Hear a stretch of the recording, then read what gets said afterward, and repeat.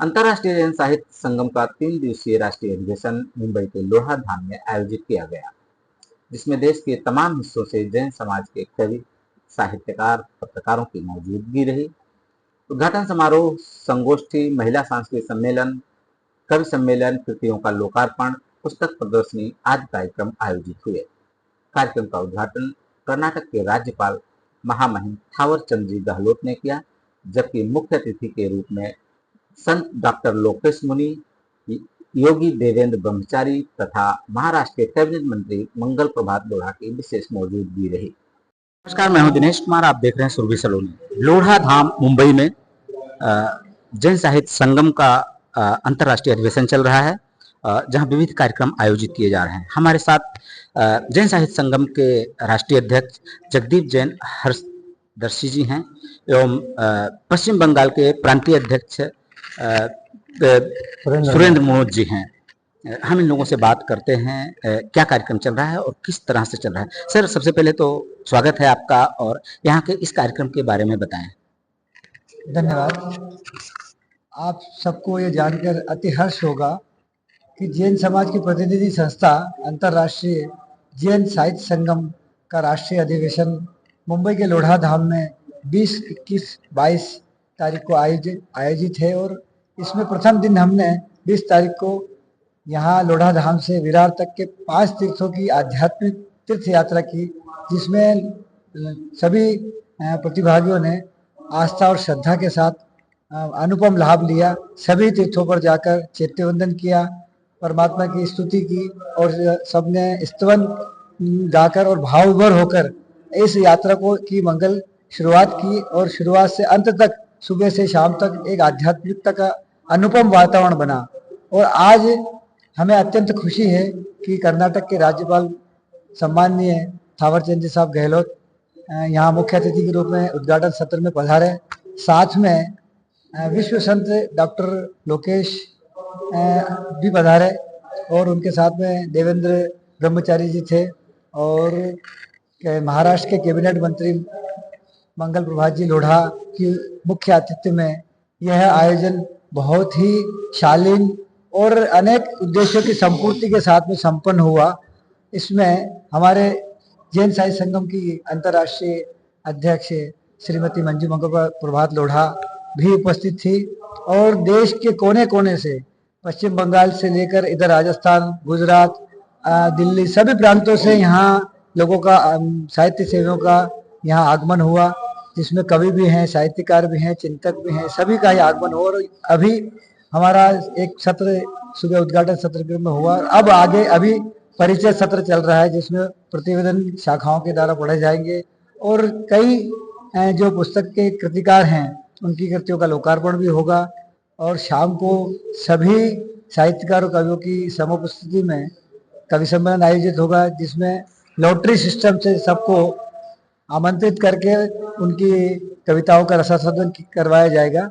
दूसरे दिन हमारा फिर सत्र प्रारंभ होगा। पहला सत्र जो सम्मान समारोह के रूप में हम इसको आयोजित करेंगे। इसके अंतर्गत हम देश की विभिन्न शाखाओं के जो वरिष्ठ लोग हैं, जो 75 साल से ऊपर है, उनका सम्मान करेंगे। जिन्होंने उपलब्धिपूर्वक कार्य किए उनका सम्मान करेंगे।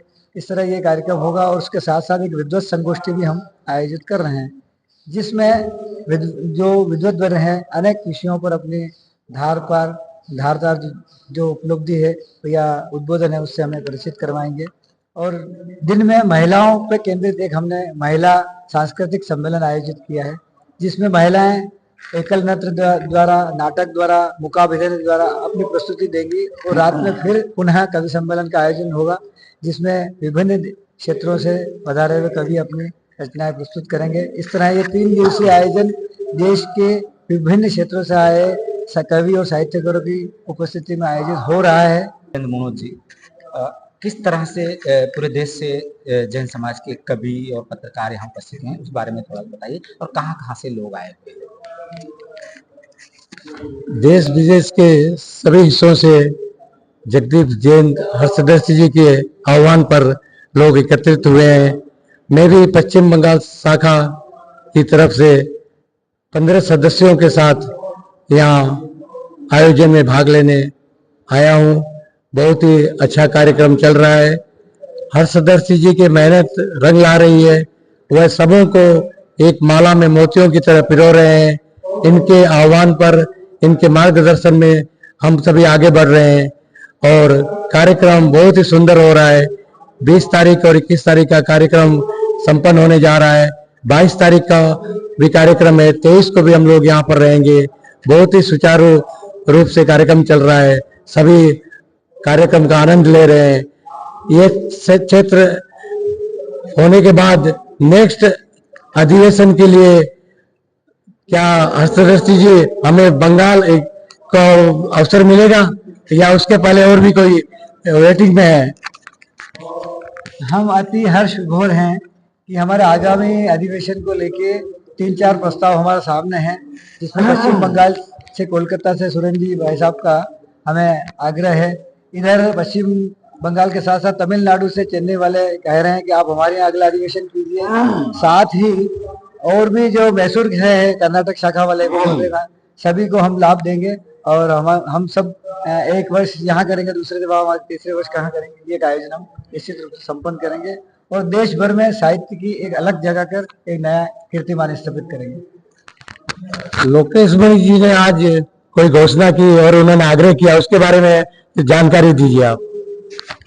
विश्व संत डॉक्टर लोकेश मुनि ने आज अपने आध्यात्मिक उद्बोधन में हम सभी कवि और साहित्यकारों को प्रेरित किया। प्रेरित करने के साथ साथ एक आह्वान किया कि अगले वर्ष उनके अहिंसा विश्व भारती नई दिल्ली में आप अधिवेशन करें और साथ में यह भी कहा कि आपको कोई एक भी रुपया खर्च नहीं करना, यहाँ के आपको सब सुविधाएं मिलेगी और खुद अपनी ओर से उन्होंने ट्रस्टियों की सहमति से एक अच्छी राशि की घोषणा जैन साहित्य संगम के लिए की। बहुत बहुत धन्यवाद। साहित्य संगम किन उद्देश्यों को लेकर, किन उद्देश्यों की संपूर्ति के लिए किस तरह कार्य कर रहा है, मैं 4 पंक्तियां आपको सुनाकर इस जैन साहित्य संगम का परिचय देता हूं कि आगम वाणी का सार, जिन वाणी का प्रसार, फैलाना है घर द्वार, ज्ञानालय हमारा है। आगम वाणी का सार, जिन वाणी का प्रसार, फैलाना है घर द्वार, ज्ञानालय हमारा है। जिन चरण शरण, गुरु तारण तरण, और शुद्ध बना आचरण, जीवन संवारा है। कि हर्षदर्शी प्रतिभाएं संवर निखर जाए, मान सम्मान को पाए, संकल्प ये धारा है। शुद्ध सेवा संगठन, ज्ञान की बहाए गंग, जैन साहित्य संगम, ज्ञान गुरु द्वारा है। जैन साहित्य संगम, ज्ञान गुरु द्वारा है। रश्मि सुराना कोलकाता से आई हूँ।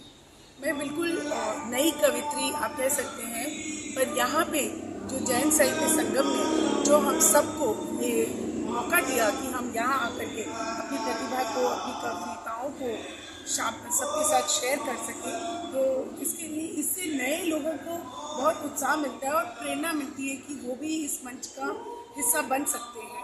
एक और इनका जो प्रयास है वो बहुत ही सुंदर प्रयास है। इससे क्या होता है कि जो नए कवि भी हैं वो भी जो प्रबुद्ध लोगों से मिलते हैं, पुराने कवियों से मिलते हैं, तो उनको बहुत कुछ सीखने को मिलता है और बहुत ही अच्छा मैं कहूँगी कि ये प्रयास है हमारे लिए भी और सभी कवियों को जो जगह जगह से आते हैं और उनसे मिलते भी हैं हम, तो यही मैं कहना चाहूँगी। कैसा है आपका क्या नाम है? मेरा नाम मीना नल्लड़ है, मैं कोलकाता से और यहाँ के बहुत अच्छा लग रहा है। ये एक 3 दिन से कार्यक्रम है। यहाँ कल हमको यहाँ के तीर्थों की यात्रा करवाई गई थी। यहाँ पे 5 तीर्थ हैं और ये मेरे को लगता है सीखने और सिखाने का मंच है, क्योंकि हम नवांकुर हैं और हम लोग तो सीखने वालों में हैं, तो बहुत अच्छा मंच हम लोग है। और यहाँ हमको लग रहा है सिर्फ परिवार है, ऐसा अलग अलग कुछ नहीं लगा। जिनसे पहली बार मिल रहे हैं तो भी लग रहा है नहीं हम लोग तो शायद जन्मों से इनको जानते हैं। अच्छा, क्या नाम है आपका? कहाँ से आए हैं? कैसा है?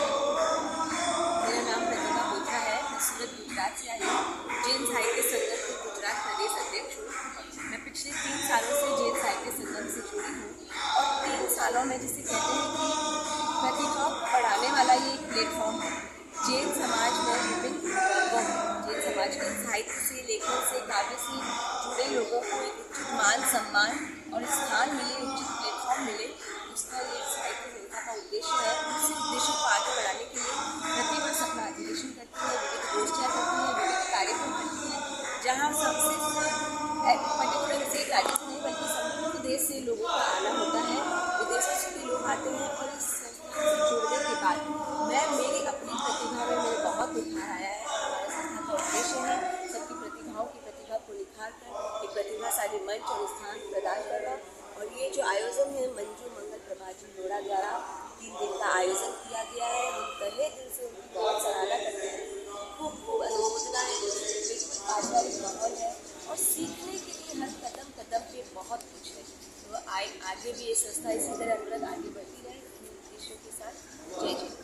मैम आप कहाँ से आए, क्या नाम है? हम राजकोट गुजरात से आए हुए हैं और यहाँ पे हमको बहुत अच्छा माहौल मिला है और सब हमारे घर जैसे, अलग अलग देश से आए हुए तो फिर भी हमारे घर जैसे ही लगते हैं और बहुत अच्छा कुछ जानने और सीखने को मिलता है। सर क्या कहेंगे पूरे कार्यक्रम को लेकर आप? कार्यक्रम बहुत ही सुचारू रूप से चल रहा है, लोगों में बहुत ही हर्षोल्लास है और सभी आनंद ले रहे हैं। अभी हमारा कार्यक्रम 2 दिन और चलेगा, 22 और 23 को संपन्नता की ओर रहेगा। मैं सुरेंद्र मनोहर कोलकाता से सुरभि सलोनी का चीफ ब्यूरो भी हूँ। सभी लोगों से मेरा अनुरोध है कि वे लोग इस पत्रिका से जुड़े और लाभान्वित हों।